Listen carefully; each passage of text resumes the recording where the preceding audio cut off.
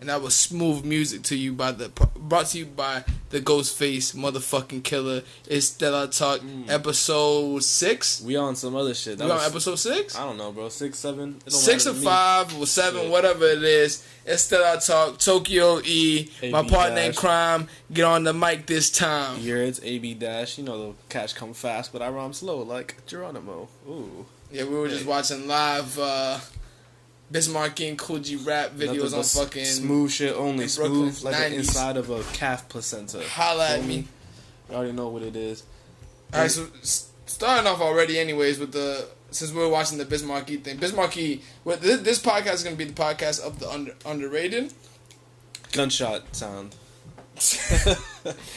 Gunshot sound with quotes on it, so it'd be cool. Yikes. But yeah, so like I don't really have nothing to get on with Bismarcky because Bismarcky isn't a quiet taste to me, just like Doom is. Like some people would be like Doom is too much. Bismarcky's a very like. That's a very niche. He's not an in pocket rapper. He's kind of like how RZA raps. It's just like I got a million words to say in these syllables. That's it. No, RZA, he writes something down and he's like, yeah, I'm gonna say this. It don't matter what the beat sound like. RZA's mind thinks faster than the words coming out of his mouth. Yeah. So it doesn't have time to like, let me get in a pocket and get a groove and anything like that. And I feel like he don't even edit his bars. Like he just writes he definitely doesn't. And he's like, yo, if this is what I gotta say, I'm gonna say it. And he has to know that doesn't like aesthetically pleases anybody because he's a producer, so you know what sounds good. But we're talking about the guy who like fucking ran into a guy in the street and says, yo, RZA, you make the same shit over again. And he deleted like a terabyte worth of beats and then started over. I mean, that shows you how talented that person is, though. This nigga deleted a whole bunch of beats. A terabyte of beats. That's a lot of fucking beats, my nigga. And we gotta remember that his shit was flooded, too, back in the day. Imagine all the shit he lost then. Like, imagine. Oh, speaking of RZA, RZA and Vince Staples got an anime coming out. It's called Motherfuckers. Yeah, they have... They play 2 voices in the movie. Yeah. Yeah, I think it only shows on the 11th and the 16th. I saw that shit. That's hard. Yeah, it's going to be cool, no doubt. I want to see it, so we're going to see it and give a full review. Alright. Yeah, so like we said, this podcast is going to be on underrated. We just talked about 3 underrated people without even like knowing that's probably like half of our list or whatever. So I guess I'll start it off. This is the reason I put this on the docket was for this person. You want to do 1 and 1? Like you do 1? Yeah, I'll do 1 and you do 1. I bet. So my first person on my list is Wale. And the reason why I say Wale is an underrated artist because he does everything that a major artist does, but he doesn't get the claim for it. Wale has good singles. You got the Lotus Flower Bomb. You had the joint that he had with Lady Gaga before Lady Gaga came out. You had... what other joint? He worked with Gaga? Yeah, he was the first person to work with Gaga before Gaga got popping. Was that before or after Polaroid? Is that we mean before she got the Polaroid creative director shit? That's a classic Kanye line. I think that was before, my nigga. Because that was when Gaga. So that was before really Gaga even popped off. That's when he had that record. Looking at me. That was that record. Not familiar. For real? Nah, I don't. You might as well be speaking Chinese, bro. But that's why I feel like that because I have it on here too that Mac is one of the people that we have on here. Where AB Dash has it on here, and Mac and Wale share a lot of parallels in the sense that they're both rappers that everybody knows that they can rap and they are good at, but their projects people are like, I'll listen to that later. I'll eventually listen to it, and then you never listen to it. That's what I felt about Wale. I always felt like he was like on the periphery of being inside like my preferred rap. Exactly. But like I'm like, nigga, it's just Wale. And Wale can spit. Wale can spit, and he got great beat selection, and he got a pen because he writes for a lot of people. Like that Lotus Flower Bomb hook he wrote, and he had Miguel just sing it. But like, and his projects too. That first project that he had was a good project. Which was the album about nothing? No, not his first project. The Attention. I forgot what was the name of it. It's Attention to Definition or some shit. Attention to Detail? No, it's not Attention to Detail. I know it wasn't that. I'm not gonna pretend like I know. I should know this because I was listening to this album when Wale still had a MySpace when he had pictures with like people in college. You know how like a normal person has a MySpace before like all this fucking social media shit popped off. He had a normal MySpace. Like he had old pictures of him. It's attention deficit. I think that's attention deficit. Yeah. Then you had the Ambition album, which was a good album. The Gifted album, I like that album. The album About Nothing is the album that I felt that everybody just brushed under the table. But like he said, he had a good point. That's the collab project with Jerry. Exactly. Isn't it? I think he said this on Joe Budden's podcast. I think last week. I think he said it because this is what just got my brain working on like a whole bunch of artists that we don't give acclaim to. If Kendrick would have done an album with fucking Larry David or Seinfeld, nigga, that's the best. That's the best album. He's a genius. Wale does it, niggas like, get the fuck out of here. Wale, niggas.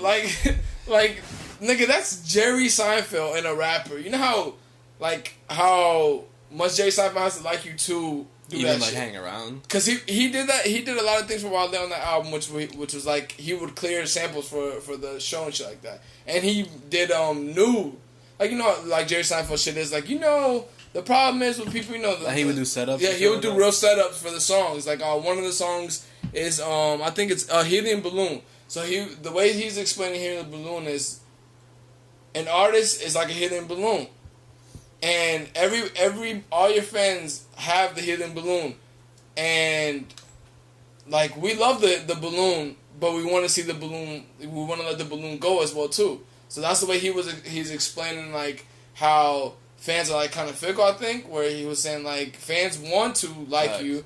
But then again, they want to let you go once everybody likes you. Once everybody sees you. Exactly. Yeah. It's kind of like... It's like stealing a balloon on Free Balloon Day. I never heard of Free Balloon Day ever. Oh, no. That's a deep cut. But no, his mixtape is... my favorite project out of Wale's project is the mixtape About Nothing, which is the prequel to what this, year did that come album. out? The mixtape About Nothing might have came out in 2009. Let me see. 2009? Might have been. Wow. I was thinking 2013. No. That was the album About Nothing I think came out okay. in 2013 because that's when we used to have the... That's the one he has the logo with? The Seinfeld logo? Yeah. Okay. But the other one, the mixtape About Nothing is that's where they got it from. I didn't know there was two. Hold on, that's albums. Damn, how the fuck you search this shit on? You know, because I got it on Spotify. I mean, on Spotify, but I got it on SoundCloud. Oh, because the mixtape. The mixtape is not gonna be on there. But the mixtape doesn't have Jerry. The mixtape just has clips of Seinfeld. Okay. So mixtape About Nothing came out in May 2008. Even earlier. So I was listening to this shit while I was in high school. Not even high school. I wasn't even in high school yet. That was my middle school years. Think about what 2008 is though. Like the music scene then. That's T-Pain. 2008 was the cool snap kids. your fingers, I'll do your stereo. We do it just like that. This one, the bad Atlanta music was coming out at that time. But that mixtape was like still now. That mixtape was flawless to me though. That mixtape was great. And then 2009 he had the Back to the Future the mixtape. That was like when it was him and Cole, him and Currency, and a whole bunch of niggas like that. But the thing is to me like for people to say, because I know art is just subjective. So for somebody not liking the artist, they don't need a reason. But I just think people just like go with the wind. Like if everybody likes this artist, they like that artist because it's popping. But not all music is art though. Yeah, the thing is, everything is art. Not everything is sex. No, everything is art. It's just if anything could be art, it's just what you deem art to be. Some people have that obscure like. Yeah, but you can't say that all art is like all the same. Like no, all art is not the same. I said everything is art. Okay. Because everybody looks at art to be like this high class thing, like like museum Picasso, Basquiat's, fucking Van Goghs and shit like that. But nigga, that's no different from a nigga who's painting on the streets. Art is art. These artists is... There's a difference though. What? That one's in the museum. No, it's not in the same like wavelength. Because you can't say that the nigga that paints on the street. You can't say the nigga that paints on the street doesn't have as much acclaim as the nigga who painted a banana. He definitely doesn't have as much acclaim. He doesn't have as much acclaim because somebody deems that to be valuable is what I'm saying. But that art is art regardless. He can have a better painting to your eyes, but fucking Andy Warhol can have a better painting in somebody's eyes because it's worth something. That's what I'm saying. This nigga artist painting ain't worth shit. Quote unquote, it's not worth anything. Because if somebody wants to pay $1 million for it, it's worth something then, and everybody be like, oh, this is the best artist of all time. It's just $1 million. That's exactly. Crazy. That's what I'm saying. Like people's opinions are very obscured just by like whatever a group of people tell you that art is. That's the way I see it. Like if the MoMA puts my painting in the art museum right now, niggas is gonna be like, yo, this is one of the greatest artists ever. If everybody takes a picture in front of it and puts it on Instagram, this is the best artist ever. Yeah, they're not gonna know who the fuck you are. Exactly. Think it's better. Exactly. There's so much artists that aren't in the MoMA or the New Museum or anything. Or what's the one in Paris? The big one in Paris. I don't know how to pronounce it. Like the Louvre. The Louvre. If it's not, if I go put my painting right now next to Mona Lisa, it's the best painting in the world. It's right next to the Mona Lisa. You Exactly. might Chief. That goes back to Mona Lisa's kind of trash though. Mona Lisa's very small. In case you guys didn't know that, but that's what I'm saying. Like what art is very subjective in that sense, but going back to the Wale point is that... Didn't it get stolen? What the... Mona Lisa? And then they brought it back? Maybe. Alright, that's another topic. Back to the Wale point. This ain't on some national treasure shit. Back to the Wale point is the point that's the exact point that I want to make. It's like, whatever people think is good is what's good. It's just like, it's cool to hate on Cole, it's cool to hate on all these other artists. Like, some artists do, like, be looking for that shit. Some artists do be looking for like, nigga, shut the fuck up. Because all you do is talk about how good you are. And once you talk about how good you are, people are going to be... No matter how good you are, people are going to make it the fuck out of here. Because I feel like you have to prove at first. But like, Wale is just like... He knows how to make the hard records because he has records with Meek and fucking Ross. He definitely knows how to make the ladies records. Because that used to be his shit that he only makes ladies records. Kind of like Fab, which is another underrated artist that I have on here.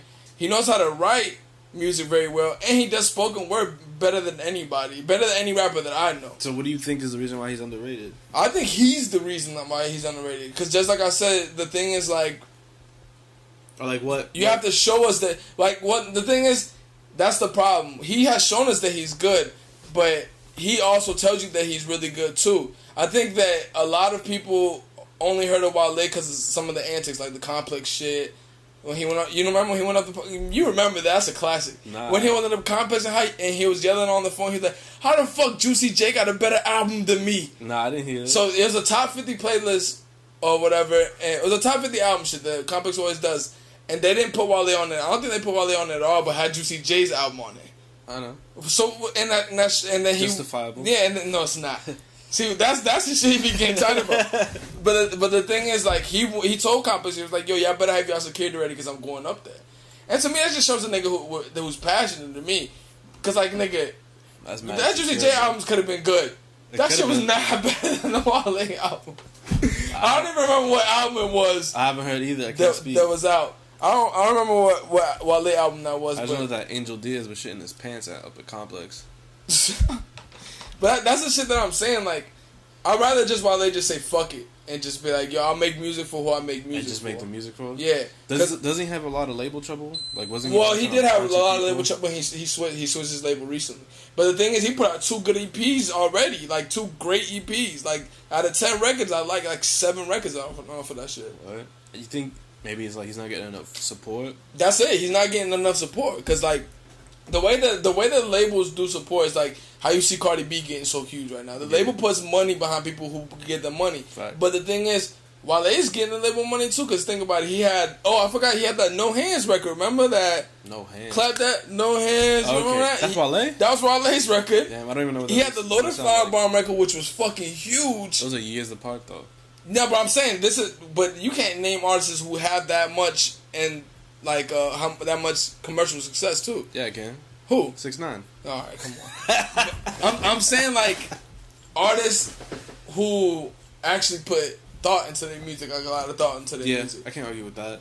Like, yeah, the thing is, it's just like us. Like, I don't give a fuck if we only pertain to 50 people. Would I want more people to reach out to more people? Yeah. Could that be frustrating sometimes? Yeah, but I'm just gonna keep doing me until I get it. But like, you got to think about it, his footsteps. Like, I mean, his shoes. Like, because Wale has tasted success. Yeah, like times. This nigga, he should be a lot higher than a lot of other people. At least Juicy J, for sure. He should be in that conversation right now with like he should be under like where Cole is. So you got Cole, Kendrick, Drake. Those are like the top layer. He should be in that layer with Big Sean and all them niggas. Like he should be in that Big Sean, Wale, Meek. That he should be on that layer for sure. Yeah. Cause if he had a more commercial success and a lot more people liked him, he could be in that Drake, Wale, Kendrick. And you're saying like in terms of like people knowing him or like the music quality? I think he could be up there in music quality, to be honest. like, I don't think he puts out. The thing is with Wale to me, I don't think he puts out albums as good as those people. He puts out mixtapes those good, but that could be something to do with the label. Yeah. Because the label's gonna stop you from putting out some records, and that I'm pretty sure that they stopped him from putting out a lot of good records. I mean, wasn't he with Ross for a while? The thing is, that's a subsidiary brand. That's a subsidiary. Who was he label. under then? Atlantic. Okay, so Atlantic that's the big. That's the big. See, Atlantic is the same people. Just to put it in reference, Atlantic is the same people who signed. They got Cardi B, Bad Bobby, Cardi B, Mason Ramsey. So you already see. Yeah. Oh, the kid, the little kid. You already see. That track is hard. That song. I said it. That famous track. That famous track is hard. See, but like you can see the pattern where they're going and stuff like that. You can see where they're going with it. I mean, even before then, they had Lil Uzi. They have Lil Uzi. Yeah, but you and Nicki. You see where they're going. Well, Nicki had already been a major star by then. Like everybody who's a major star is already a major star on there. So you got to you already made me a lot of money, so I could put money back into it. But even then, they were like saying to Uzi, like, you were putting your shit on hold because Cardi B's hot right now. Exactly. So I can see that happening with Wale, like, and his shit just never. Oh, came easy. out. Like that easy, and Wale seen as like the hard headed nigga. So like, and it doesn't help. Like I don't like to throw this into like conversation. It doesn't help that he's dark skinned though. Like that's true. You see this in music. Like Kendrick is like the only nigga who I know that's dark skinned and actually has like major success. Like he's I can't name like darker one in that top 3. Yeah, I can't name I can name a whole bunch of dark niggas who are really good who never got the acclaim that they needed. Pusha, Wale, it's a lot of niggas. Akon was big though. Yeah, Akon was big. I just want to say salute to Akon. Well, Akon signed Lady Gaga after the Wale record, I think. That's crazy. Like Akon had Wale signed, so but colorism. Everybody knows colorism is a thing though. Facts. Like I mean, that's the only reason why Logic is under that top 3 category is because he's so light. But a lot of people would say he's not in the top 3 because he's light. I disagree. He's only under that top 3 because he's light. Look, I'm telling you right now, this little Logic meme can keep going, but that one Space album that he had that I listened to was a good album. Incredible True Story? Yeah, that album was a good concept album and everything. But no funny shit. Logic can rap. He can spit. Yeah, he just don't rap for me. You feel me? Yeah, like I don't like what he did after that album. That if he would have kept going that route, like where it's like, you know, kind of like not getting as serious. Like I don't blame him to get that serious, but I don't really like music that's. If I want music like that, I go to Common. If I want music like that, I go to Common, Most Def, Talib. Facts. Like that's what I go to for that type of music. So I guess you could start off with your next person. Oh, you already know. Nah, we starting off with Sheck Jesus, Sheck West. You have to defend this. What, Sheck West? But I'm saying you have to have reasoning why you say that he's an underrated artist. Sheck West just got popping. He's already too slept on, bro. He's already too slept on. It's crazy. Sheck West got bigger hits than Kodak. He got bigger hits. No, he doesn't. Dude, come on. Check Billboard. Come on, son. He got bigger hits. That Billboard shit, that number shit don't mean anything to me, but yeah, it does hold factor into this. Though. I mean, when we're talking about hits, that's... But I feel like Kodak had some big ass hits, though. That Skirt record was huge. Yeah, he got Tunnel Vision. Tunnel Vision was huge. Tunnel Vision was huge. I think you just blatantly saying this on facts. Jesus, bro. Well, now, probably, yeah. No, that Mo Bamba record is out of here. Yeah, like, it was done in one take. I knew that Mo Bamba record was out of here because the person who I heard that record for was a very connected person, and then I started seeing like Virgil and Luca and all these niggas started. But this was a minute ago. That song's over a year old. That when that video came out, I had to listen to that song maybe 2 months before that video came out. Like Sheck West to me has the potential. Like I don't know what it is about the New York, because I don't think he's underrated, obviously, because he's a new artist, but he has the potential to be a big artist because he's not like, but New York artists is like Bobby and shit like that. Like those artists always get plays regardless because they're from New York. Yeah, like they have a certain aura. What I think makes Sheck West a little different though is that I feel like he's smarter than these other dudes. And he knows, me too. Yeah, he knows his shit and he knows like what he puts out. He puts himself into it and it's gonna be fine. Yeah, because he has that. He has Mo Bamba, Lip Sheck West, he has Chippy Chippy. Yeah, I like those 3 records for sure. He's got Do That. He's got songs with Yachty. He's got songs that are years old that just servicing up on SoundCloud. But what a lot of people don't know about Sheck West is that he got sent to Africa. Yeah, I've been seeing him talk about it. So he got sent to Africa and he had found himself over there and came back and was like, "Yo, this music shit is it." This was like his first year back in Africa, from Africa. He's only been back from Africa for a year. Yeah, he went when he was like. But that is smart of his parents to do. If you guys know, Dominican parents do the same thing. If you start fucking up in life, they'll send you to DR. Because the thing is like you get your values back. Yeah. Think about going back to Africa and living in a hut, my nigga. And that's what happened. He went to Africa. He became Muslim from over there, and then he came back, and now look at him now. But yeah, but he was like, even when he was younger, he was on his model shit. He did Yeezy season 3. Oh, I didn't even know that. Yeah, I didn't know that. That's what got him kicked off his fucking team in basketball. He's like, yo, we got a playoff game, or you gonna model? And then they went to go model. So it makes sense, the connection between him and Virgil now, when I saw Virgil and all them playing his music. No, shout out Sheck West. But on my serious, oh shit, my serious pick for underrated rapper, even though I do fuck with Sheck, it's gotta be Earl. We both have already said that we fuck with Sheck. Yeah. Sheck is dope to me. Like, niggas, like, it may come off that I don't like listening to rap like that, where it's like, quote unquote, not like lyrical rap or whatever, but I do listen to the good of those people. So your next person, who was it? Your real person? My real pick is Earl.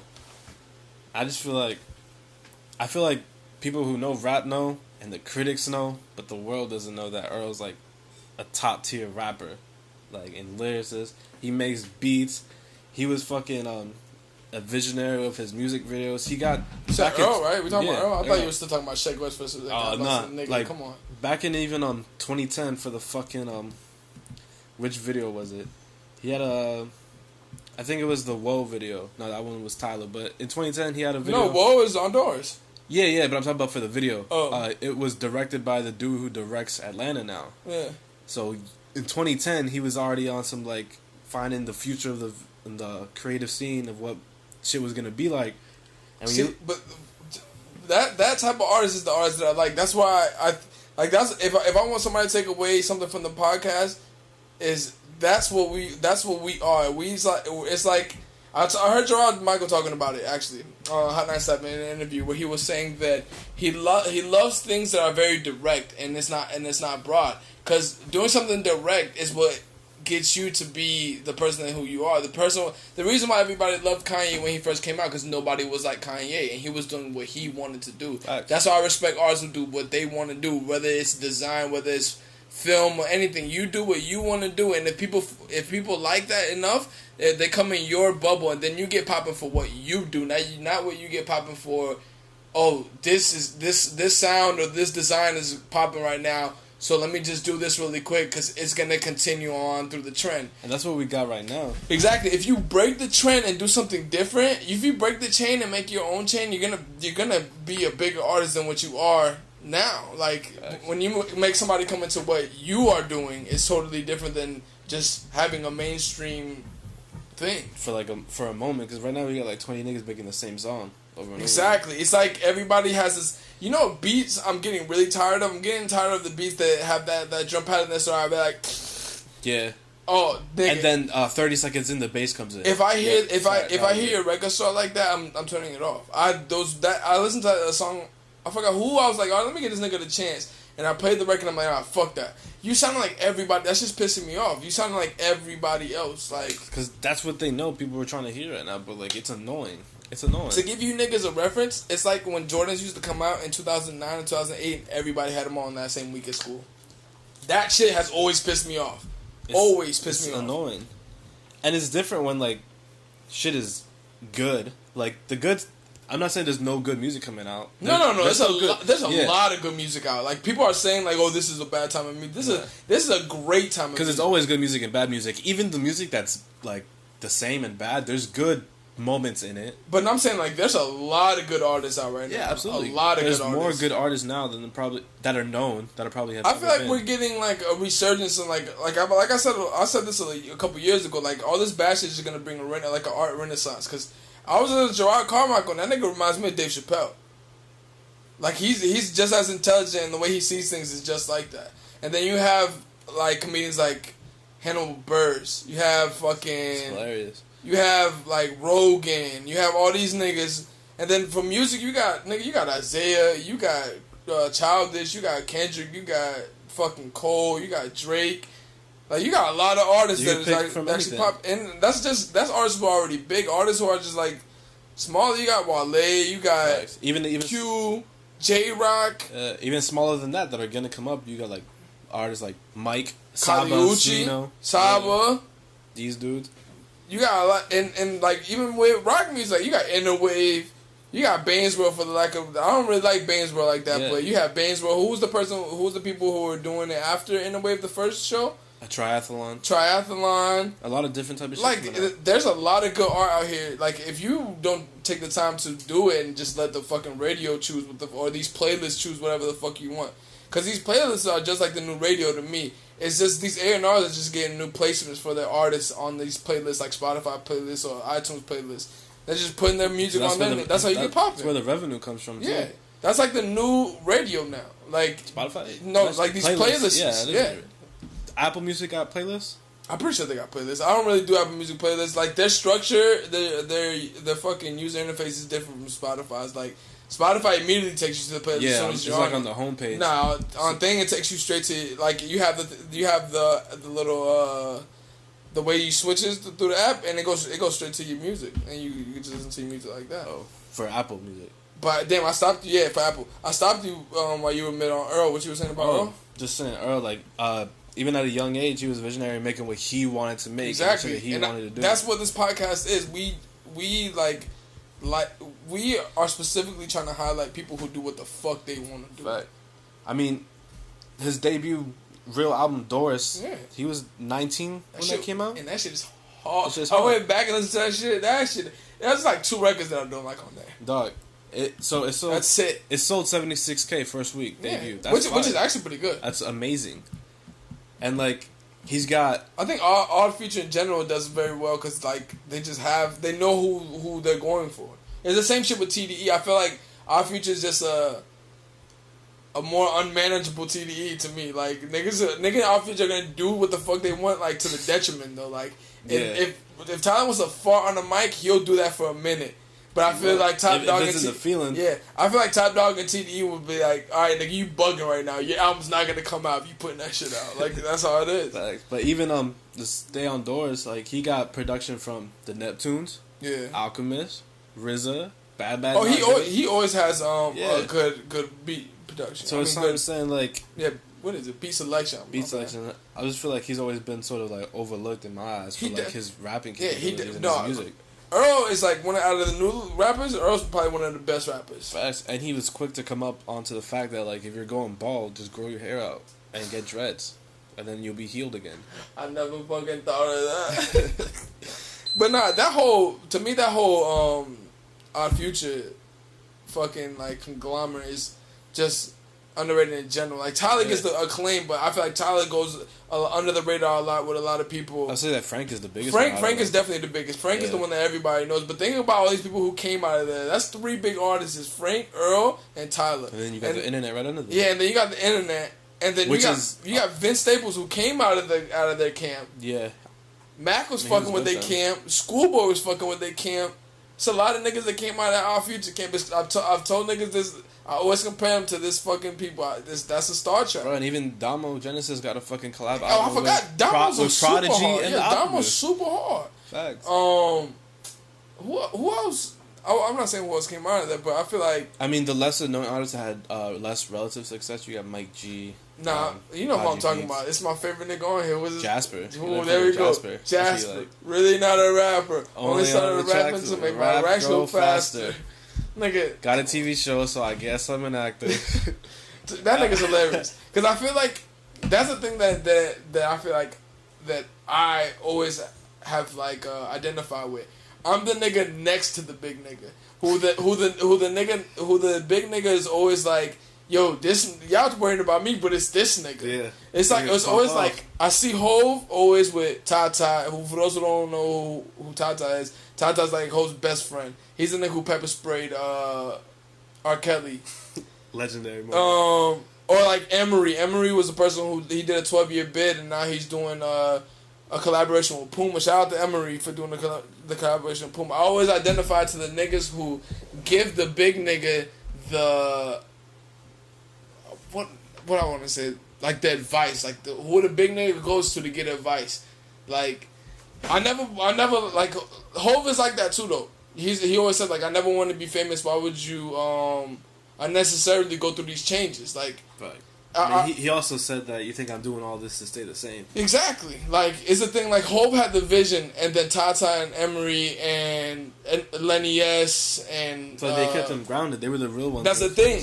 Like, I heard Ebro talking about this with Gerard Carmichael. Gerard Carmichael was saying that he was hanging out with Hov, or him, Ebro, and Hov were hanging out in the hall. This is... like, I don't even have to say this. Tell me this move is not a me move. So, he had the concert at the Rose Bowl in L.A., So there's a Hov? Yeah. Okay. So the On the Run 2 concert, yeah, him and B. So there's a room where they have artists. Like, everybody goes after the show and everybody goes to hang out. So they said that Hov just said hi and didn't want to be in that room and was hanging out in the hallway drinking fucking champagne. Nigga, that's a me move. He was hanging out with Ebro. I think they said Tata.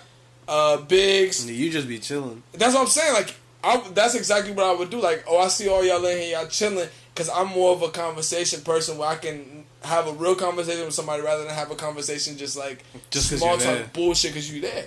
Like, I never like to have I'd rather stay quiet if it's a conversation with somebody I never want to have a conversation with. Because, like, I'm going to get nothing out of this.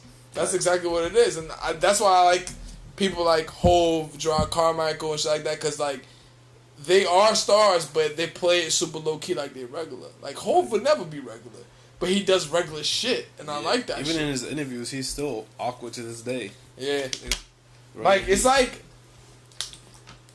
where Hov is like, he's a street nigga, so a street nigga is always taught not to talk or talk about things that like you're not a quote unquote what fucking Dave Dash always says a chatty patty. Like, you taught not to talk about shit, don't speak upon men, and nothing like that. Because all that shit brings us drama. Like, the more you talk, the more they can just, like, take shit out of it. Turn it. But Hov is really good to dodge that shit, too.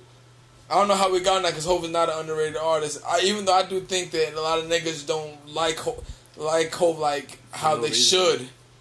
Like, I just think people just like him because he's big. That's just now, though. I just feel like, because the way we see it, there's more young niggas on the internet that were, like, not even born when the Blueprint came out.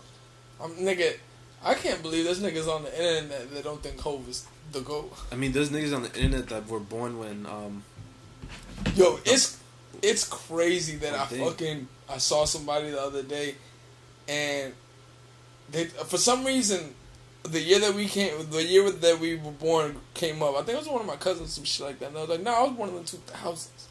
I was like, 2000s, my nigga. That's crazy. You was born in 2002? Like, that sounds crazy. You don't even remember 9/11.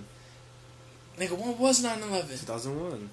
Damn, they didn't even... Yo, 9/11 didn't even exist in their world until they was told. Yeah, they didn't. That's crazy to think about. There's people who, like, their first introduction to Jay-Z is Magna Carta. Because that's the year... Oh, 1000%, yeah. Which is crazy to me. Damn, that's crazy. The thing is, I grew up on hip hop so early. There's niggas who were on the internet right now, born after 50 Cent.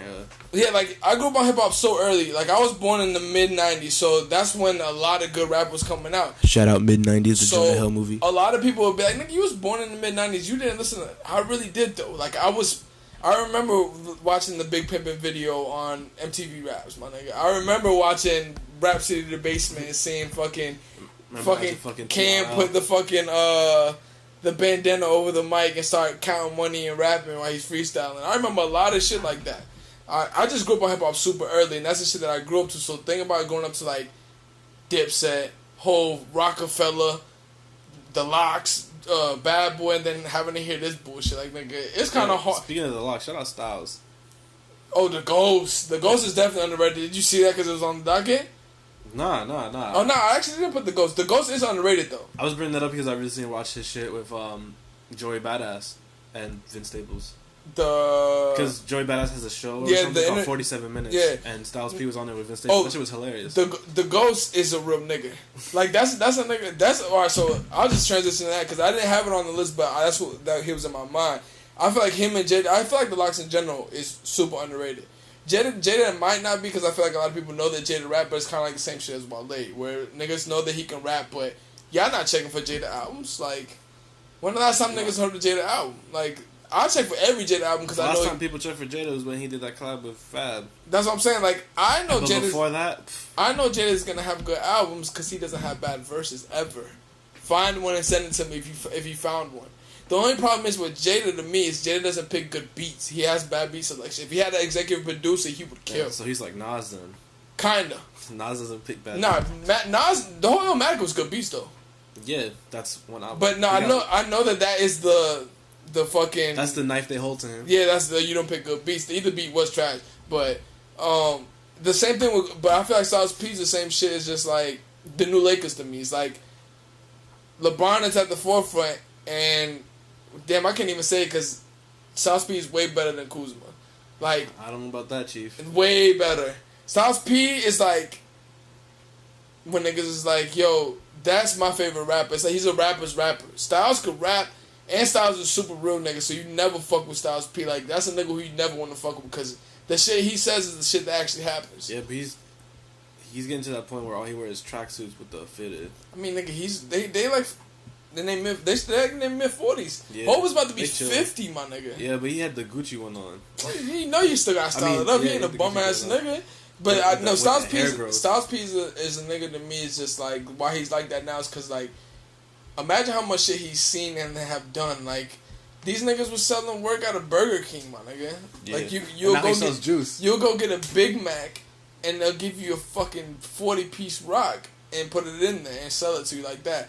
And not even when they were signing Diddy, these niggas got the advance money and they said it wasn't enough advance money, so they went and got cop work and was selling work while they was signed. So while niggas was saying like, "Oh yo, y'all the hottest niggas out," I'm still broke.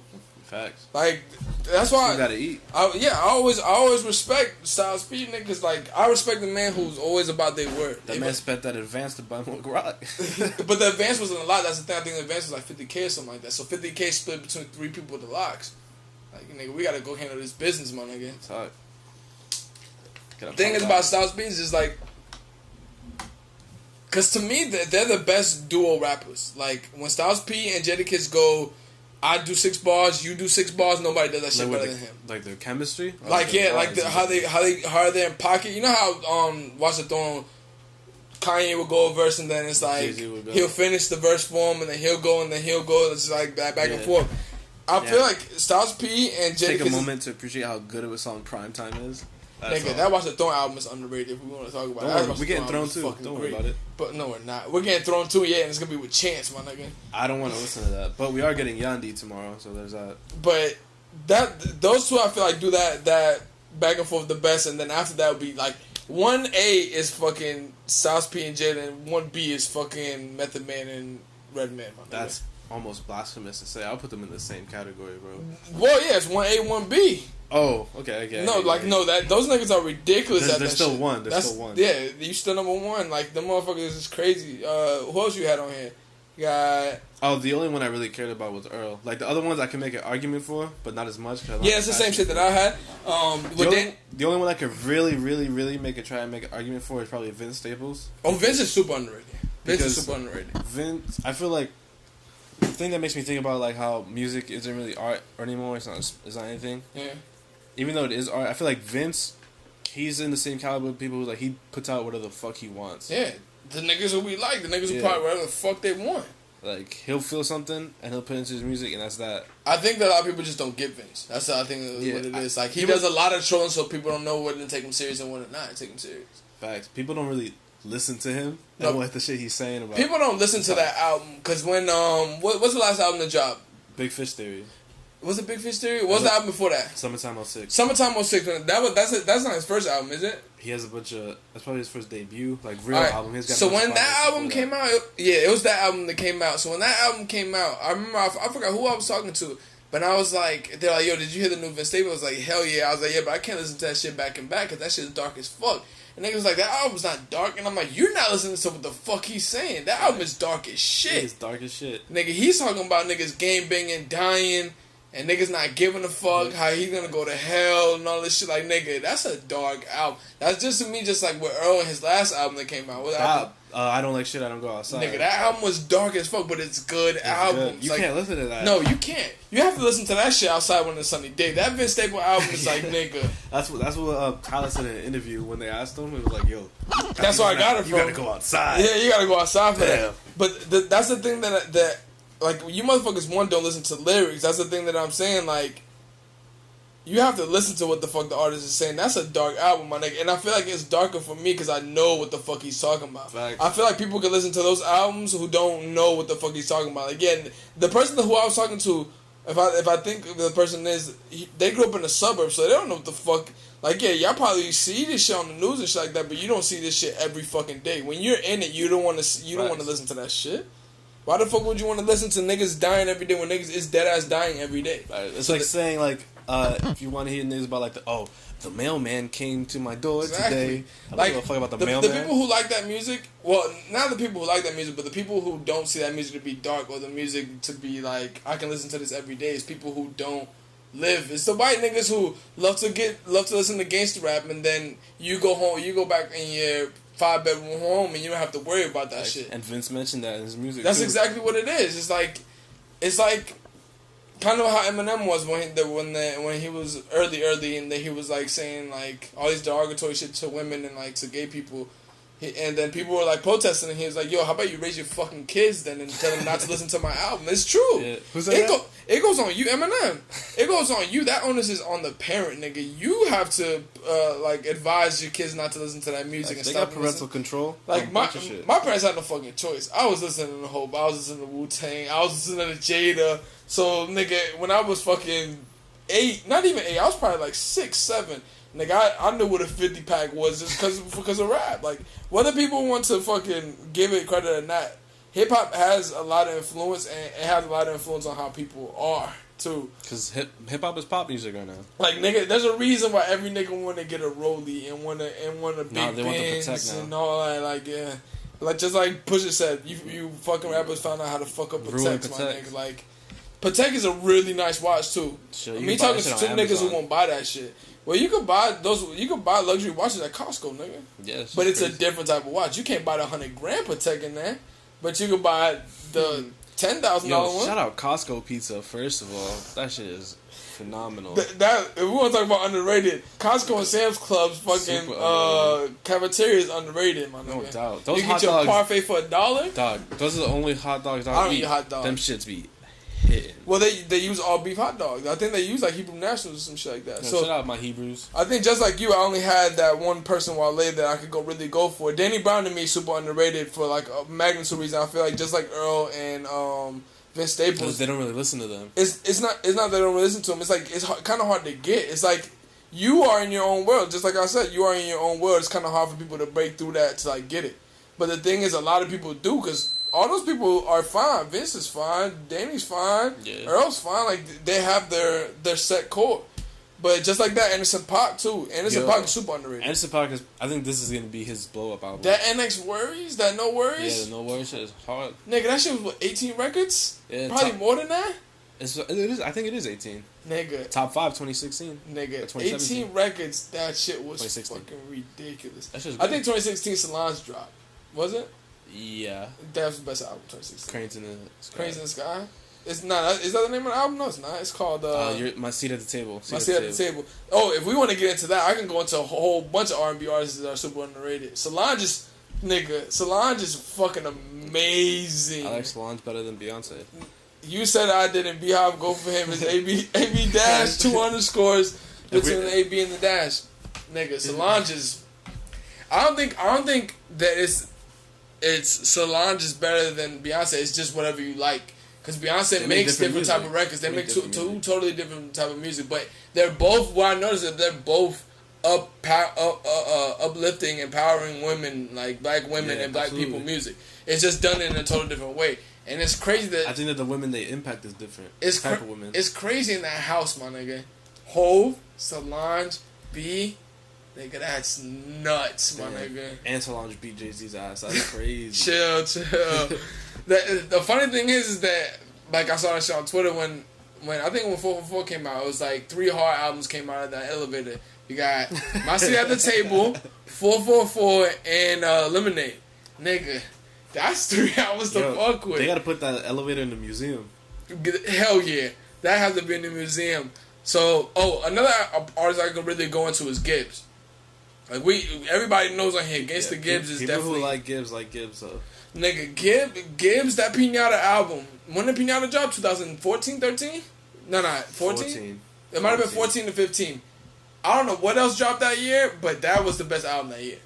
Pinata I can listen to front and back without any problems, except Shitville. But if Shitville gets playing 30 seconds... We mentioned this before, I think in the episode that got cut. Might have. But that album is fucking amazing. And then we have Banks and Fab, which I feel like Banks and Fab are those are more your picks. Yeah, those are my picks for sure. Because I know you don't listen to Banks and Fab. Nah. So we're talking about Lloyd Banks. So we're talking about the Punchline Kings here. Exactly. So that I feel like they're both the same type of person. Except Fab makes more ladies records and Banks makes more nigga. You about to hit these bars records. They had their time, but no. Niggas don't want to hear that. No, the thing is, nobody's fucking with Banks' flow. Banks' flow is like top 5 flows to me of all time. That nigga's flow is like, I'm always in pocket. You know, it's like that thing where it's like, the thing that I think artists don't like know now is how to not be on top of the beat, but to be like at equal level with the beat. So it sounds like your vocals are like intertwined with the beat. Now niggas is just screaming on the fucking mic. Like, it's totally different. Like, when he hops on the beat, it's just like his words are currently because it's tailored for that. Exactly. And Fab to me Fab's always been underrated to me because he can make hit records. It's just like he always has a hit record, but it never goes to where it needs to go. To me, and T.I. is my last one that I had. And T.I. was the person to me that put the South on the map besides Outkast. But he put the South on the map in like the 2000s and stuff like that. Because Outkast is like an artsy part of the Southern rap. T.I. was that. Nigga, I'm gonna come with that gangster shit rap. Tip was... That King album is another album I can listen to front and back. That album is a fucking great album. T.I. has a lot of part of, like, how the South is, like, structured now. Sorry, I just got a notification on my phone that says Schoolboy Q started following you, but it's not Groovy Q. It's the King Groovy Q. He was gonna lose his mind. Yo, Schoolboy, what's cracking? Yeah, so as far as underrated things like that, that's all we have. What do you have for the Mike Dean thing? Oh, give Mike Dean his fucking credit. Why? That's all. For what? For Astroworld. Oh. And for Ray Sherman. So I guess from that Astroworld thing, I guess we'll go to the 808s and Heartbreak thing. So I saw I listened to a podcast called Count the Dings, and they were talking about how who was responsible for it, but who was inspired, because the conversation was that they were saying that Under 3000, well, one person on that podcast was saying Under 3000 is overrated, because a lot of people say that he's in the top 5, and he was like, Outkast was a duo, he only did half of the work, and I'm like, nigga, Outkast, not even, Under 3000 is the inspiration to a lot of artists. Fact. Like, to me, it's never just... And more than just music, too. Exactly. It's never just one artist who, like, inspires a person, but it's an artist who inspires a person who inspires a person. For example, Q-Tip is the reason why Pharrell started rapping. So Pharrell is... Like, people like to say 808s is the reason why this music sounds like this music right now. But I think it's... Pharrell is the reason why the music sounds right now. Kanye plays a big part with the music sounds right now, and Wayne plays a big part with the music sounds right now.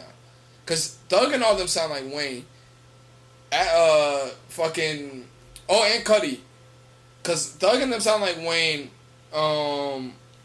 Kanye inspired fucking Travis, mad niggas.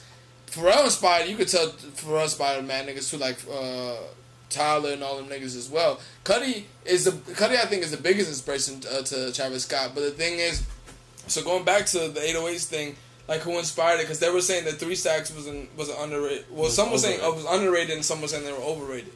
So to me, they brought up the point to where Kanye said that the reason 808s was because Kanye.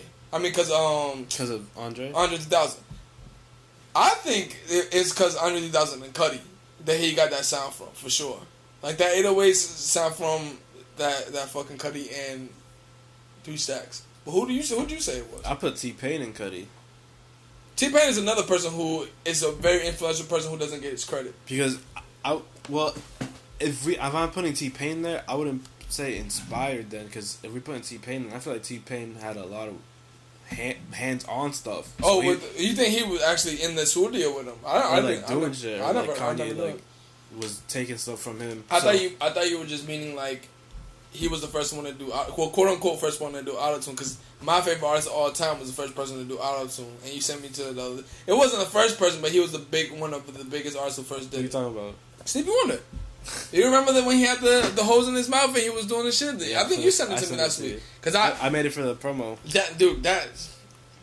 We can go on a whole fucking 3 hours about Stevie and how... That's crazy because that performance is a cover of a song from the Carpenters, and then Frank Ocean sampled the cover to do another cover. Yeah, that's a lot of things that happened back then in the 70s and 80s music. They would play other people's music at shows. Yeah, they'll cover somebody else's song and then they did it better, so that's the big song.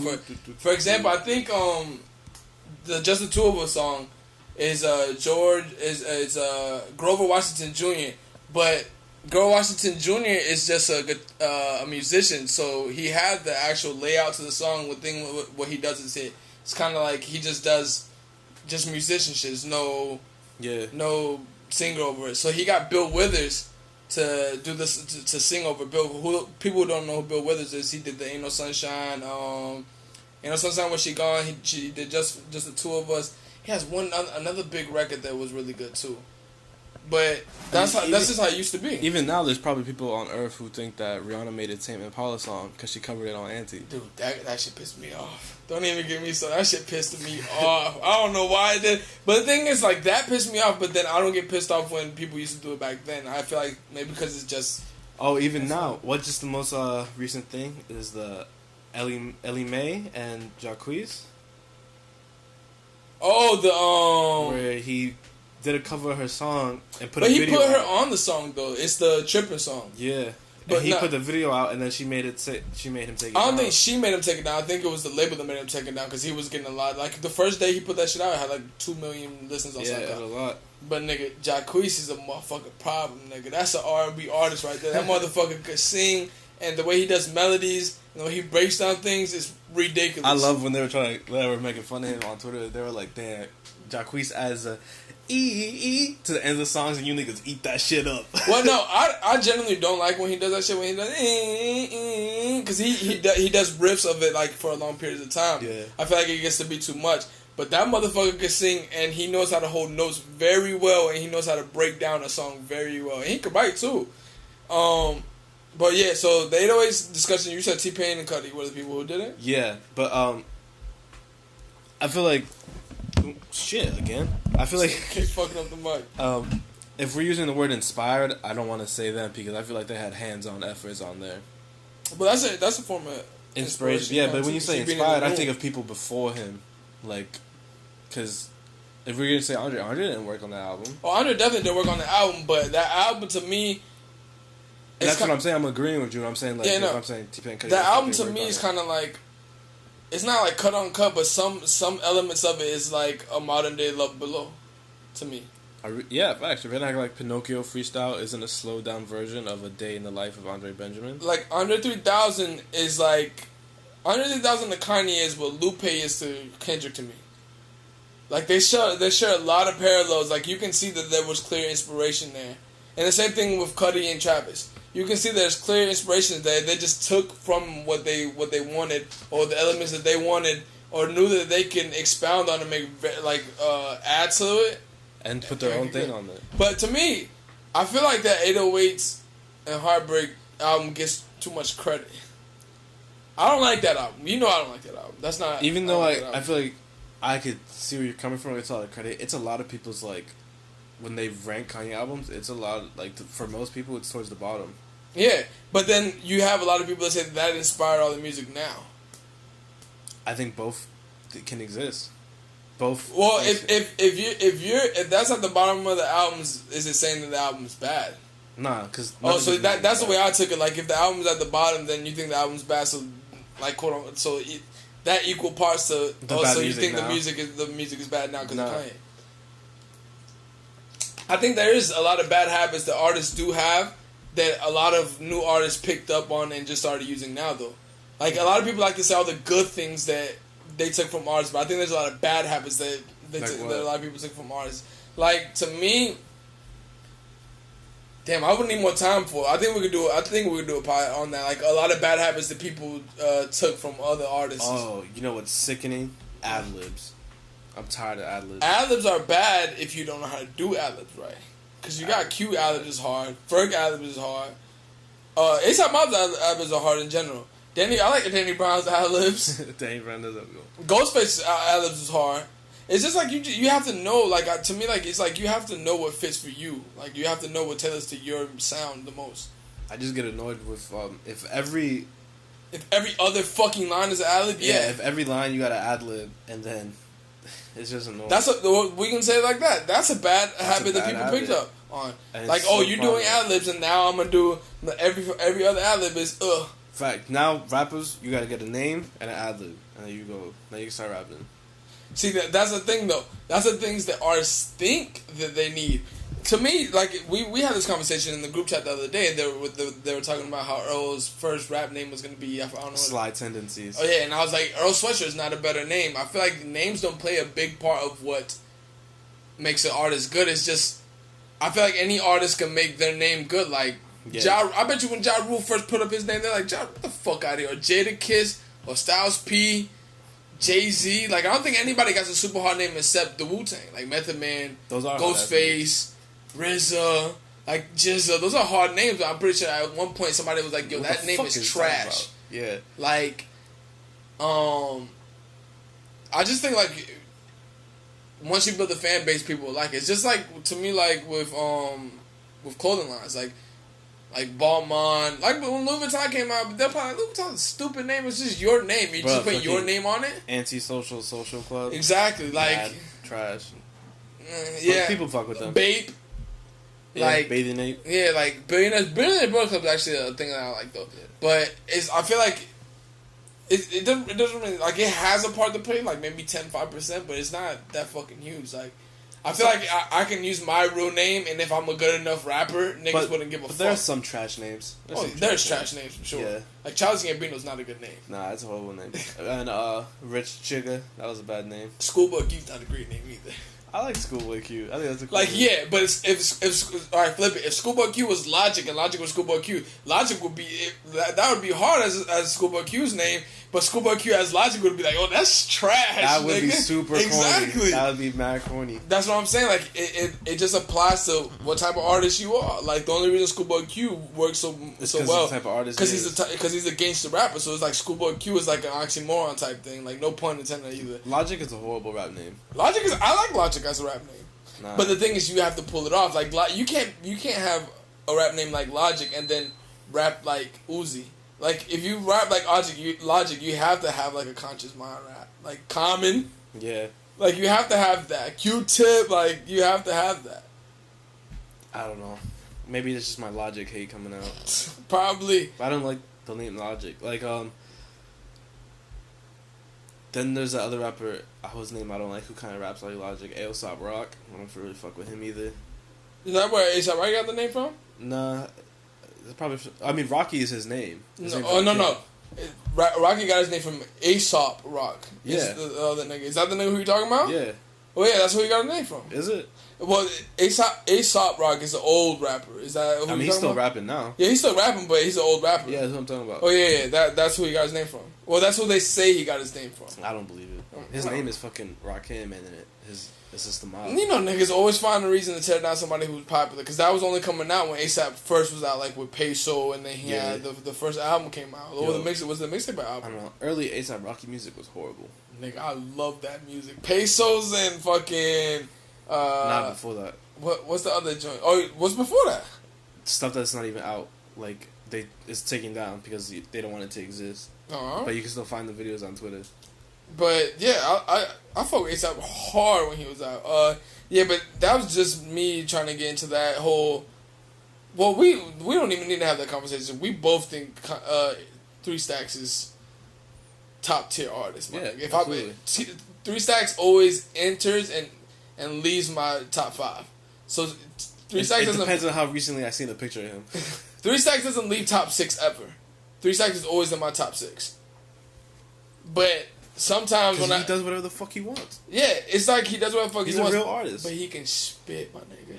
He definitely like spit. 3 Stacks. Go listen to that Rick Ross 16 verse with 3 Stacks. Go listen to the Devin the Dude and Snoop Dogg 3 Stacks verse. Go listen to the T.I. I'm Sorry 3 Stacks verse.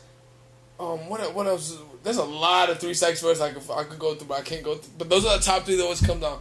Those verses, that Rick Ross 3 Stacks verse on 16 was like one of my favorite 3 Stacks verses of all time, my nigga. Like if you go back to last week's description of the podcast, I think I put the description. You do just put random. Yeah, I put whatever lyrics I want to put on there. So. Yeah, we already touched on this shit. Most artists who we think are cool are the most ones that are hated. Like the ones who do most of it for the culture are the ones that are most hated. Like I feel like the most of the artists who it's cool to hate on have done most for the culture. Yeah, like Cole, not Kanye, but Cole, Wale. Like these are artists who big artists take from. People hate Cole. Nigga, you know it's cool to hate Cole, but it's just snore fest and shit. Like, Cole is super hard to me. Like, Cole don't never have to worry about that with me, but, nigga, you know, a lot of niggas just like to... Troll. Not even troll. A lot of niggas just like to clamp on, because I think a lot of people know that Cole's good, but I think the people who don't know just go on along with the ride with that shit. Is that drawing parallels to Russ? Kind of, except... I think Cole actually puts out good records. Like I'm not saying that Russ makes bad music, because his first record that he had, I like that record. That she's falling in love. Yeah, you're putting that out in real life. No, nigga, like that record was pretty good. That's you know this on your own name. Nigga, you know I don't give a fuck. I'm just letting you know, whatever bro. the fuck they want. I don't give a fuck. It's but like Russ music. That's crazy. Nigga, bro. I've only heard that one Russ song. Get your money, Russ. I fuck with you. No, that's when Russ first came out with that song. I'm like, well, who is this nigga? Then I looked at him. I'm like, oh, this nigga be selling out shows for real. Like he don't be bullshitting. Like, but I've only heard one of his songs in my lifetime. Yo, you know who's OD popular? Like for almost, you can justify their success because the music's acceptable. Yeah. But that Khalid kid. No, his music is good. I think Khalid is the thing is with him is that he's young, so he's putting out young nigga music. But he got one project out. Yeah, because he's young, so he's putting out young nigga music. But let Khalid start going through some shit in life, and he starts making records. I don't know if he's got that in him. Let a couple bitches break his heart. A couple bitches use him for his money because he's popping or whatever. He used to get some good records out of him. A person who I think is underrated, who people don't give their just due to, is Black. His last 2 albums been hard. Black could spit and he could fucking I don't sing. really like Black. I feel like he's really monotone. What do you mean, like his singing voice? I like Black. Black is good to me. I feel like that nigga's nice. I feel like the music and the voice don't match, and like when he's singing about stuff that like is supposed to make me feel something, I don't feel it. I guess see you saying that like his music, I mean his voice and his face don't match, because his voice doesn't match to me, but he can sing. But I understand what you're saying when you're like you don't feel it, because he doesn't hit riffs like how fucking Frank Ocean does. Yeah. Like when he wants you to feel something, he is that high note, and then you're like, God damn. Right, I feel like when Black is like, the lines would be hard. Yeah. When I look at them, but when I'm hearing it, they don't hit the me. thing. All right, so that's the same thing that Joe Budden was saying about Wale. It's like the lines that you should emphasize on, you don't. Like you just leave it on the radar. I like that though, because that's just like to me like you putting a hard ass fit on, and you go to a party and nobody says nothing, but when you go back and look at the picture, like yo, that nigga was fly. Shit. It's just the same thing. It's different with music. It is different with music because I would already have to be a Black fan to appreciate it. I think they don't care. Like they do things for their fans, but they don't care. Like I like that they keep that hidden factor. Like you know how Doom will emphasize, Jay will emphasize on bars so you can catch them. Like they'll emphasize, but then you have the niggas. I don't give a fuck. I won't emphasize. Like Ghostface, I won't emphasize. Raekwon, I won't emphasize. Ghostface whole verse is emphasized. Oh no, Ghostface whole verse is emphasized like crazy. Like I want to know what a fucking studio day is with Ghostface. Like I would love to just go back into the 90s and go to one of those fucking Wu-Tang studio sessions. Every studio session starts with an hour lecture from Wu-Tang Financial Group, and then I'm telling you, I feel like they all were like doing records, and the record could be a smooth record, and Ghostface would fucking hop on like, He be like, "Hey yo, fucking bitch!" And then I was like, Ghost, my nigga, come slower than that. The song is about, Riz's grandma. Oh no, these nigga. Ghostface could have a song about. The only song that I know that Ghostface didn't like get loud on was on Iron Man, on his first album. I forgot what the record is. Let me see if I can Google it. Let me see. But any other time he'd be like, "Hey yo, bitch, recycle that water bottle." Nigga, I fuck with Ghostface. You gotta fuck with the planet. Ghostface, like, I remember him, I remember listening to one of his interviews way back in the day. He was like, I don't make no money off my albums because I have to pay all these samples. Because his shit is heavily sampled and shit like that. And he was like, I just wanted to make good music. And I respect niggas like that who can be like, yo, this shit isn't all about money to me. It's about making good records. Like, some niggas, yeah, I'm going to get paid. Like, nigga, Hove's going to get his bread. But Hove does that shit in the same way like LeBron does. Like, where he says that I'm not going to take any pay cuts so they don't fuck y'all over. Because if I'm taking 100 mil, if I take 10 million, they think about what they're going to give you. But if I take 100 mil, they're going to give you $1 million. Like, that's the thing. So the record that I'm talking about is damn, where is it? The thing is, what always fucks me up is that I never know the name of the fucking records. Like, even while I'm looking at it, I think it's Motherless. Nah, it's not Motherless Child. But there's the only record that I know that is like him. The record is like him talking to a kid who's in jail. He was like, man, what they got you in here for? And he was like, some random bullshit. He was like, how old are you? He was like 13. He was like, damn, man, you 13 in here? And then he raps about like all the things that like his family and his mother did for him. That record's like one of the hardest records that I know. Like, I forgot what the record's name is. I'm gonna be tight because I'm gonna listen to it later and I'm gonna be, oh, that's the fuck the record's name is. But that record's a really good record. Then let's see what they rated. Damn, they rated Ghostface's Iron Man project a 4 out of 5. Who did that? 4.5 out of 5. Oh, I thought you were gonna say 4.5 out of 10. Damn, that's a good album. Well, all right, so we'll just go through it. All Music did a 4.5. Some random one gave it an A. Entertainment Weekly gave it a B plus. This is some shit that we actually know. Rolling Stone gave it a 4. Rolling Stone Album Guide gave it a 4. The Source gave it a 4 out of 5, and the Source was huge. If you got 5 mics, my nigga, you was crazy out here. 4 out of 5 is a crazy fucking rating. So what else we had on here? Oh, so I guess we could talk about the Cause shit. So another thing that I want to talk about was so Cause has a holiday card with the MoMA, and the conversation that I want to have about Cause is like, is he becoming too commercial? Because I feel like he's cashing in for all the artists who never got paid. He's definitely cashing in, but he's not cashing in for other people. It's for him. No, it's for him. But I'm saying, like, I feel like he's doing it for art purposes, of like for people who never got to see the residuals of their fucking art. No, I mean, he's doing it for him. Like, he had his time where, like, if you knew art, you knew Cause. And now everybody knows Cause, and he's doing what. Basically becoming the Coca-Cola of artists, my nigga. Right. He's just doing what he can to make the money, make sure his daughter. Like, I don't mind it. I always love Cause. Cause shit always pop off to me, but now people are like, oh, that's like when you see shit on like Unigo or some shit like that. I heard somebody say, oh, that's fuckboy wear or whatever. I'm like, nigga, it's fuckboy wear because y'all think it's fuckboy wear, but Cause, niggas who know Cause and who used to wear the original fake shit when it was hard to get, and who like if you want to take it way back, the niggas who used to see him spray paint and shit like that on like billboards and stuff, and then putting it on shirts, niggas know. But I feel like he's reached that point where he's like, I did my art, I did what I wanted to do, I put what I wanted to put out. Like, let me just focus on like what my brand. I think he has. I think he has that commercialized point. Yeah, I think he has that type of stuff for commercial stuff, like where he has the shit with the Mickey Mouse with the X's and shit like that. But then he has real paintings too. Like, you always see him on, if you follow Cause on Instagram, you always see him painting. I'd be like doing massive like canvas paint art. Yeah, but that shit doesn't come out. Nigga, that's the thing. It doesn't come out, but he has exhibits. Yeah, like that's the thing. So I feel like he still has the obscure things, and then he has the things where everybody can get it. Nigga, my goal is to buy one of them big ass paintings, like them big ass Cause paintings that'll cover your fucking wall. But those paintings be like 100,000, 50,000. Shout out to Swiss Beats. Swiss Beats got the 42-foot Cause fucking sculpture in his fucking house. That's fucking that crazy. That should go through the ceiling. I was listening to an interview of his on Rap Radar, where he was saying Rap Radar back in the day when they was on CBS's podcast, where he was saying that when he was first getting money from beats and stuff in like the 90s, like early 90s, like 98, 97, late 90s, I mean, he was buying art. Like he was buying like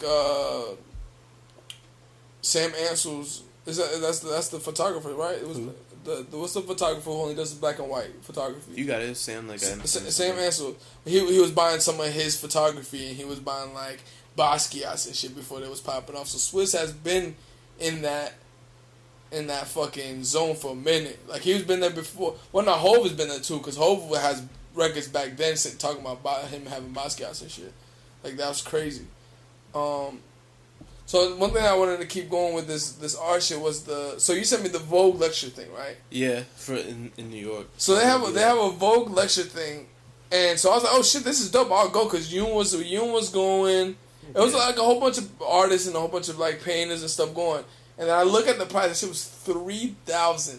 Trying to price you out of art, bro. That's what that's the thing that I was gonna say. It's like you still have. It's kind of like. I've always compared this shit to racism. It's kind of like you have motherfuckers who's trying to keep things a certain way, but the young niggas ain't letting you keep it a certain way. Like Vogue is trying to keep that to like a certain like mystique where it's like. Was that they just want certain people there? Yeah, like only the upper class can get there. Of this on YouTube, so fuck out of here. Yeah, like that was something that I would actually genuinely want to go. Like nigga, I'm not spending $3,000 on that shit. Like nigga, fuck no, never. I mean, I can understand charging. It's Vogue, and you gotta pay speakers, you gotta clear the venue, stuff like that. Yeah. But $3,000, like at least you just rent out the fucking Marriott, and we did our folding chairs. Exactly. Have some cheaper shit for somebody else. Like $3 is way too much. Thanks. It's way too much. That's like half a month's rent in New York. That's crazy.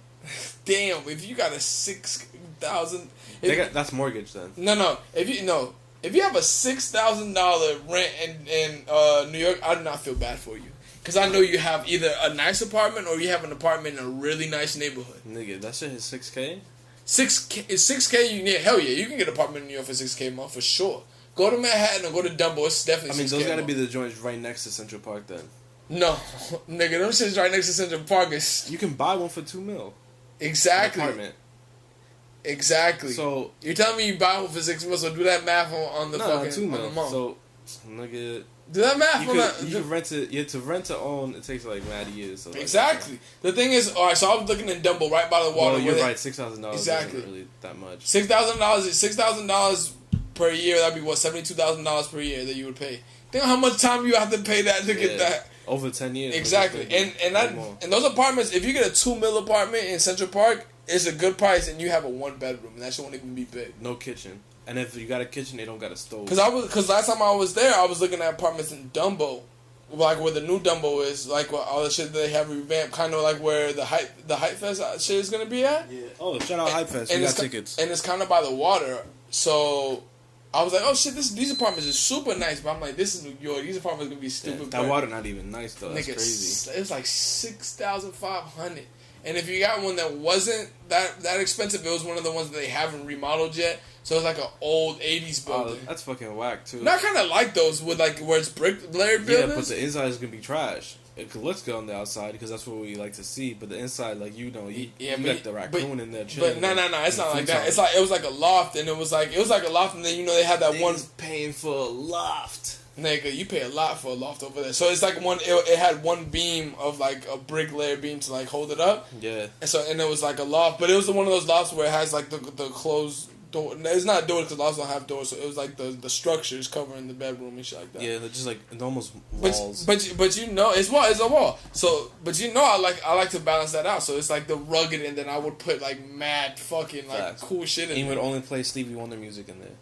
Probably, my nigga. I've only been listening to music that like dates like the 80s, my nigga. Like 80s and 70s recently? Music, yeah. Like that's all I've been listening to lately. Like all I've been listening to. And Ghostface. I don't know why that makes it so well with me, but just Ghostface and fucking 70s, 80s. A Ghostface track followed by a Stevie track. I be listening, like this week I was going crazy with I was listening to Willie Hutch. I was listening to Isaac Hayes. Stevie's always on the playlist. Yeah, just the other day I was listening to the Little River Band. That shit slaps. I was listening to Bill Withers. I was listening to Who else? Billy Paul. Yeah. Damn, who else was I listening to? There's a lot of like this isn't a lot of new shit, but it's the shit I had in my playlist already. But I just got around to putting Teddy Pendergrass. Teddy Pendergrass is always a vibe to me because I always listen to his music and be like, damn, I wonder how much bitches this nigga fuck to this music. Parliaments is always one of my favorite shits. Bobby Womack, Grover Washington Jr., The Dramatics. I was listening to Jodeci, Rick James. You love Jodeci, bro. Jodeci's super hard, my nigga. Jodeci is super. Who don't like Jodeci, my nigga? I don't know. People who don't know Jodeci. Jodeci's super hard. If you don't like Jodeci, you don't like R&B music. Simple as that. To me, you don't like R&B music if you don't like Jodeci. Jodeci's super hard. So I guess we talk about like the big news. The big news topic was Michael Kors bought Versace. That's not big news. I don't care. I mean, what does that mean? You know the internet. The internet anything. people was going crazy saying like, "Oh, you're gonna give Versace and TJ Maxx?" No, you're not. No, you're not. You're not gonna give Versace and TJ Maxx. That's not what that means. That's not what it means at all. Nigga. Michael Kors is bigger than Michael Kors. Yeah, you would be surprised to know what a lot of brands own. A lot of brands, my nigga. This doesn't mean anything. People who were saying that shit, they got nothing. They can't afford it, even if it wasn't TJ Maxx. If it was a TJ Maxx, it'd probably be $100. There's a lot of people afford it. Cause, well, they're just and that's nothing for them. It's like a lot of people don't understand like what this kind of purchase means. It means more for Michael Kors than it does for Versace. Do you? Yeah. But do you think it would be like more mass produced than what it was before? More mass produced? Yeah. Not everything. I feel like you can fuck it up in the sense where if somebody buys it and they put out like they'll start putting out archive pieces. And, like, rather than putting out archive pieces, like, 1 or 2, you putting out whole collections of archives, and you just, like, flood the market. Kind of like what Bape, remember, like, when Bape got bought, nigga, Bape is not Bape how it used to be Bape. Nah, because they just started making everything. Yeah, everything is camo. Everything is the blue, purple, red, and green camo.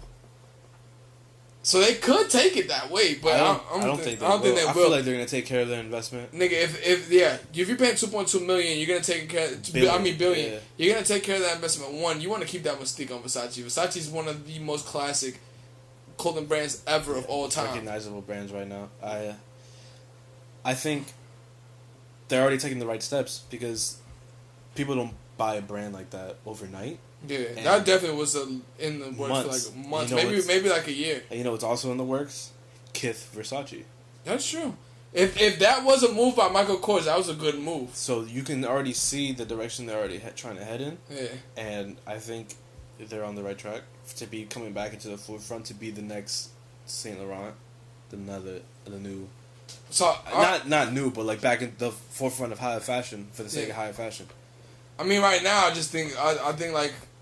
Gucci's having this run, but it's about to be on their tail end because they've been doing a lot of bullshit. Louis Vuitton is about to have their run.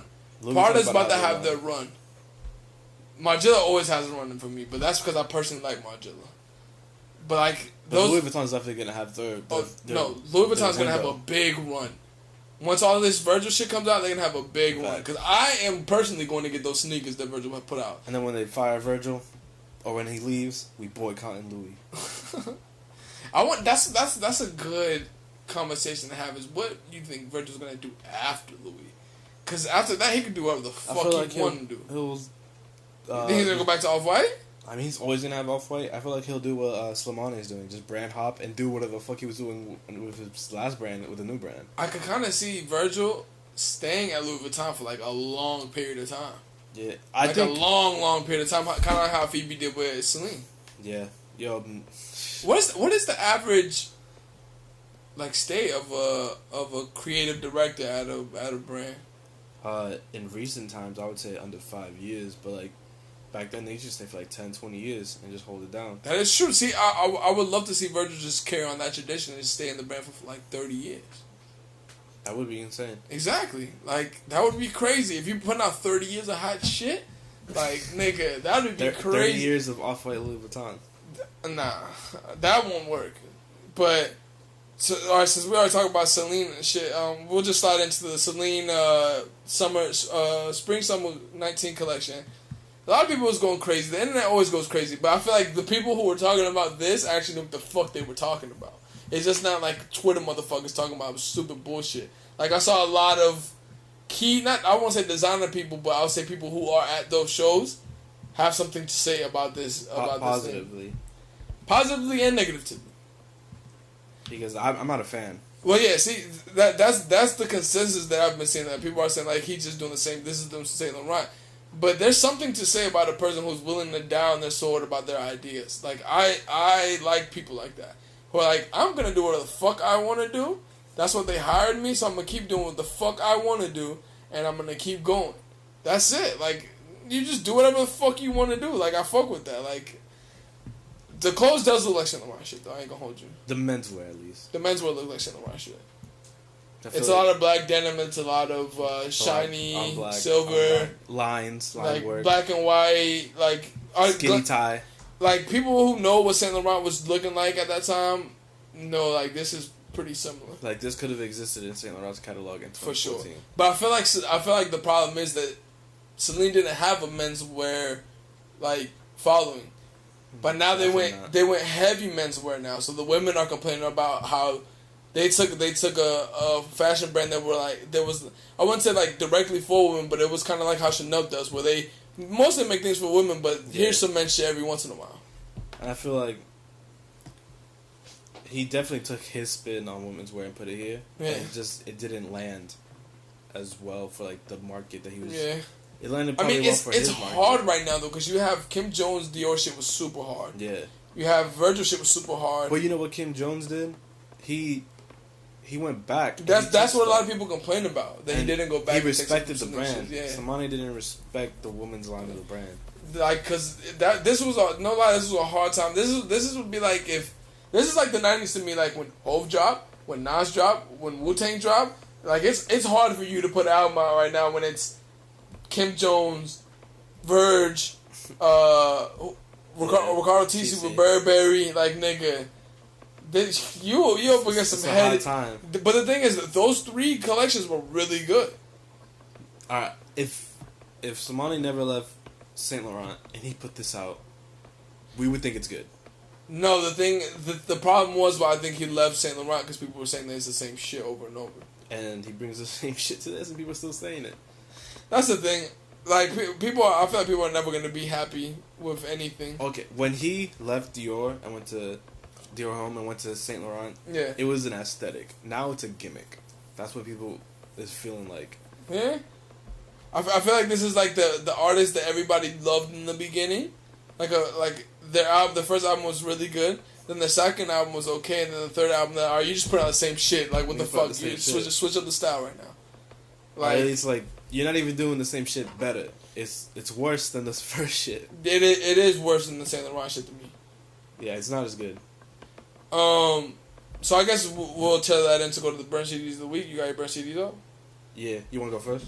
I'll go first. All right. So, like I said, I've been listening to nothing but old R&B and like 90s rap and like 80s R&B and soul music. So, starting off, the beginning song that we have on is one of my Burn CD tracks of the week. It's Ghostface Strawberry. Then you have Cameron Come Home With Me, which is a super classic record. Jodeci Forever My Lady. You got Tevin Campbell, Can We Talk? And then you got Gil Scott Heron, Home is Where the Hatred Is. You know that record from being Gil Scott Heron is hard. Yeah, you know that record from being on, most popular that record was being on Kanye's Late Registration, where it's Common rapping. It's Find My Way Home, I think is the name of the record. Yeah, that's correct. Right? Nice. Do your next. My shit. Nigga, I'm a music encyclopedia, nigga. I'm with it. Oh, yeah? Alright. Yeah, you're gonna try to test me for this. My first track is I got Baby Boy by Childish Gambino. Yeah. I got Them Changes by Thundercat. Thundercat's super underrated.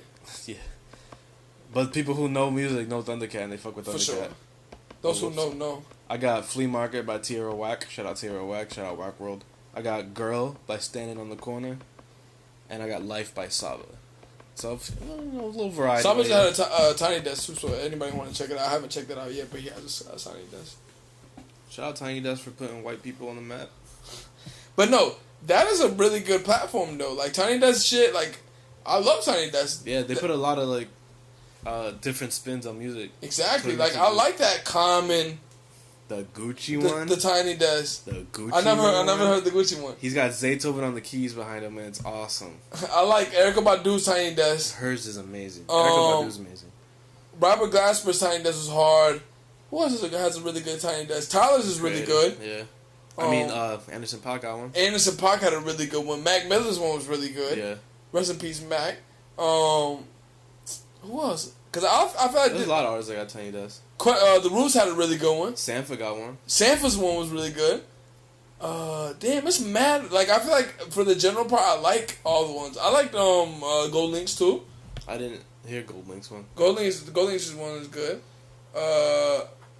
Damn, I can't remember any. They have a lot of. They have a lot. They have so much of them shits. But that's another conversation I have another day. But like how people say that, I don't know if it's a white person behind the NPR Tiny Desk, but a lot of people say that like it's the same conversation as Europeans, like that they respect our music more than we do, in the sense of our OGs and shit like that. They fucking go crazy for like when they go to Tokyo, when they go to London and stuff like that. Like Wu-Tang goes crazy. They go crazy for Wu-Tang or Onyx or Rakim over there, yeah. Overseas. Like and they'll have a show here and they can only pack out 100. They go to a show over there, pack out 20,000. Like just because you got older doesn't mean you're not good. That's true, but they don't really go over there that much. So when they got no, they go over there a lot. Not as much as over here though. No, the thing is when they got an opportunity to be seen over there. The classic thing is for the rappers now is. For the older rappers, it's like, oh, like, we can't get any shows here, but we can go... They can go get $1 million in Europe and Tokyo and shit like that. Niggas don't even know Niggas in Tokyo don't even know the fucking languages rapping every rapper. Like, that's what Just Blaze does. Just Blaze has a house out in Tokyo and shit like that. He DJs out there. Because he says, like, the culture over there is better. They appreciate that shit more than we do. So, coming from the Bird CDs of the week, I guess we could do upcoming albums. I guess we could do, like... We'll just name off the albums and say the albums that we really want. Dave East and South P got a collab album coming out. That's gonna be hard. I'm cool. I'll fuck with Dave East. I'll probably pass. I'll fuck with that. Carter 5 just came out today. I haven't heard it yet. I haven't heard it either. We're both gonna listen to it. Yandi and AB Dash is the only person gonna listen to it. Yeah, I'll be the only person on the world that'll listen to it. That's very true. Not only person in the world, nigga. We're talking about the world of our podcast. You're gonna be the only person here that will listen to it. Our future intern will listen to it. Fetty, nigga, I know this is a troll, and I know we're gonna get this album. Fetty is a Gibbs and Currency, right? Yeah, right. I know we're gonna get this album like 10 years from now. Not even 10 years. We'll get this album probably 2-3 years from now, if we ever get it. I think we'll actually get this shit, bro. But not soon. Compared to the it's two troll niggas. Compared to the other albums you got on here, we're getting this one way. Well, no, the Davies album's coming out, and Carter 5's already out. Yanni's coming out tomorrow. I'm talking about the ones that we haven't mentioned yet. Oh, no, this was definitely just a troll. So, J Electronica album coming real soon. Never. Doomstar's dropping this year. Never. Nigga, Doom, please. I know you listen to it, Doom. I know you listen to this podcast. Drop that Doomstarks. We got the closest thing to Doomstarks with Czarface and Metal. The Metal Mouse? No. It was recent, so it's Inspected Death. No, I know. Yeah. The recent one. The one that he did through Cartoon Network? Was that the one? Where he did one where he dropped music every... No, not that. He did a collab album with Inspector Deck and You God. And it's like a Czarface Metal Man. I probably didn't even listen to that. That's the closest thing we got to Doomstarks. Nigga, I can't wait to get Doomstars. The thing is, that album can easily be put out because they both, like, control their music. Like, they can put out whatever. Ghostface puts out an album, like, every, like, fucking 2 years. Ghostface has a lot. I think Ghostface has, like, 13, 14 albums. Maybe around there. Like, I would not... Let me see, because Ghostface does have a lot of... He does have, like, 15 albums. Jay-Z got a lot of albums. Jay-Z puts out a project almost every year. Because in the 90s, you had to put an album out, like, every year or two. I mean... That's still true right now. Well, now I think you got a lot. The thing is, back then you had to put an album out because niggas was dropping hard shit every time. But now I feel like everybody just like absorbs the music really quick. So he has 1, 2, 3, 4, 5, 6, 7, 8, 9, 10, 11, 12, 13. And then he got one coming out this year called The Lost Tape. No, The Lost Tapes already came out. He has 14 albums, and that's not including fucking collaboration albums, which he has 4 of. And that's not including Wu-Tang albums. So he has generally 19 albums with collabs and studio albums, and that's not including Wu-Tang albums. This nigga puts out a lot of fucking albums. Anderson .Paak album's coming out. Well, you think it's gonna be just a song with Kendrick? On October 4th? Yeah, but the album is gonna come soon, no doubt. That album, like I said, I don't have expectations. I think it'll come in December. I don't have expectations on albums, but that album has expectations for me. Just because he's so fucking good. He's good, and then who's producing it, nigga? He's got Madlib on there, Dre, and Q-Tip on there. Nigga, that's like top 5. You don't understand. That's like top 5 producers. That's elite producer level. Nigga, like Dre's he's definitely top 3. Dre's definitely top 3. Facts. If he gets some Alchemist on there, it'd be ridiculous. So it's Dre, Madlib, and Q-Tip. Q-Tip. Those easily could be in the person's top 5. Yeah. Those easily could be in the person's top 5. You can fit all of them in someone's top 5, and no one will blame that person. I can't do top 5 producers right now because there's a lot of producers. But off the top of the head, I'll probably put Just Blaze, Madlib, Pharrell's number 1 for sure. And Q-Tip and Dre, that's your top 5. That could be my top 5, but there's so much there's Large Professor, there's DJ Premier, there's fucking Pete Rock. These are real fucking. Facts. But not even Jay Dilla, No ID. No ID, Ninth Wonder. Like there's a lot of niggas you can put in there, in that fucking. Pierre Bourne, it's just crazy. Bro. I don't know what that is. He made Magnolia, Playboy Cardi. Get the fuck out of here. The new niggas, what happened to DJ Dahi? I don't know. He stopped giving hits. He was going crazy at a point. And Metro Boomin retired, but that's something else. Did he retire? Just like the retirement thing. It's the retirement thing. So this is gonna be the latter part of the fucking podcast. So this fucking thing was just funny because I found this not caption, but this headline to be funny because this is some shit that we would do. So the Instagram co-founder said that they were resigning from Facebook or Instagram. Well, Facebook owns Instagram. They're resigning it to what the fuck was it? So they're resigning so they can be creative again. But the picture of it looks like a picture that we would take because it's fucking hilarious. These niggas just sitting on the couch and one nigga has his fucking feet crossed. This is exactly like that. I would definitely be the one with my feet crossed. No, hell no, because I would not take a picture with my hands on my thighs like that. Yeah, but you definitely want to take a picture with your knee crossed. Either. I feel like I have a picture like that. Does he have Balenciagas on to him? Are those the Balenciaga arenas? Yeah, they are. What the fuck? That's crazy. So another thing I saw too was Apple bought Shazam for $400 million. I definitely didn't think Shazam was worth $400 million. What are they gonna do with that? Well, now Shazam. Now they can put it where it just says Shazam's music on Apple Music. Because remember when you used to Shazam things, it would give you Spotify, Apple Music, Google Play to go click on. Now they can just put it to just go straight to Amazon. To iTunes. That's pretty scammy. I mean, that was a good buy. Oh, another thing that I saw that I found to be oxymoron and strange was Hennessy. So the headline is Hennessy unleashes another monster truck 6x6 pickup truck. Dog. First of all, when the fuck did Hennessy release its first pickup truck? Second of all, I don't think liquor or alcohol is responsible. That's what I said. Cars. Like, yo, how does a fucking alcohol beverage brand sponsor a car? Granted, though, this truck is hard, though. I'm not gonna even click on the link. I don't want to even look at this. This truck is hard. It's a 6x6, so it has 6 wheels. And I like trucks like that, just like the Mercedes G-Wagon, the 6x6 too. But I just found it to be ironic that a fucking alcohol brand was fucking making. You know what song stuck in my head right now? What? The A$AP Mob's "Please Shut Up." Please shut up. This nigga. Also, just some cool exhibits if y'all gonna be in New York anytime soon. We'll be here. So you have the Daniel. I forgot. I keep forgetting the dude's last name, but do you remember the place this is gonna be at?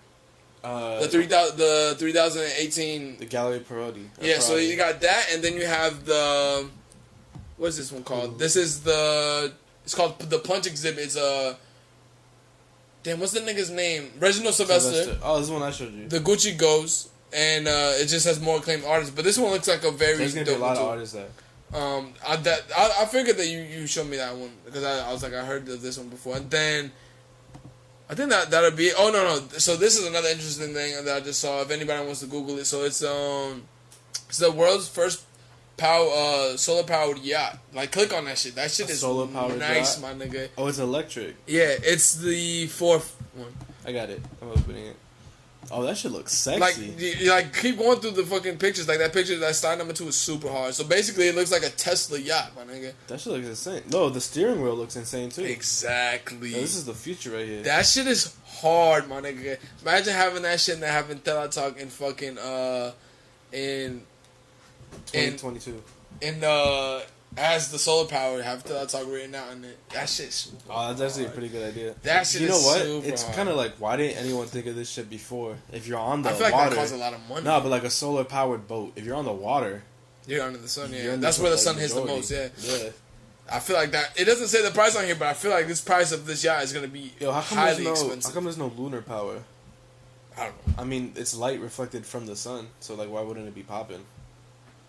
I have no clue. I feel like that's a really dumb question, but I feel like I can't answer it. I feel like somebody is gonna comment on one of the podcast things, but you guys are fucking idiots. Yeah, you guys are fucking stupid. Stupid. So I guess we'll end that off here. Telatalk season 2, episode 6. I'm pretty Or sure. 7.